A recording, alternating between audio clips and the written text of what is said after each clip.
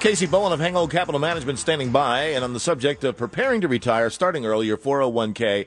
There are ways, Casey, when I guess peer pressure can sort of force people to begin saving more than they otherwise would. How does this work? Yeah, that's what they're finding, peer pressure of all things. And so, what if peers in your age and your income brackets put an average of 8% of their salaries into their 401k plans, but the top 10% of those 401k participants, they squirreled away 15%, and you could see that data on your plan's website. Well, guess what?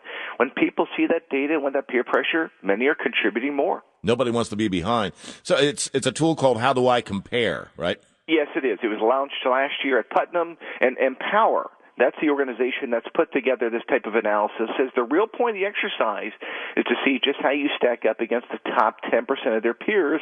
Yeah, because nobody wants to be just average. So in a sample of 30,000 savers, Empower tracked 5,000 changed their savings rate while using the tool, so they bumped on average from 7.3% of their salary to 9.1%, which is a 25% increase. Which makes perfect sense, but in every one of these cases, there's always a downside, and that is that some people might think, oh, well, I'm well ahead of the game, and they may begin to slack off.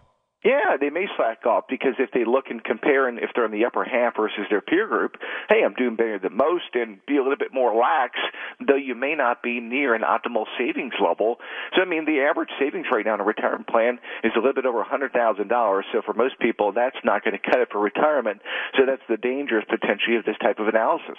Do most plans have a tool like this? A lot of plans don't at this point, but you're seeing it more and more. Even Fidelity has that ability now. You can compare to other Fidelity account holders by age, zip code, state, region, other age groups. So you're starting to see this a little bit more, but they're finding, this type of peer pressure doesn't work necessarily for everybody. So they have other methods, including email nudges. They'll have online calculators. They're trying to find many ways to get you to save more and to get on track for retirement. Bottom line is you have one shot at it, so do it right. Yeah, that's right. You get one shot. So consider getting help because in many cases, as we spoke about, 7.3 to 9.1%, that's still going to be likely behind unless you have a significant balance accumulated.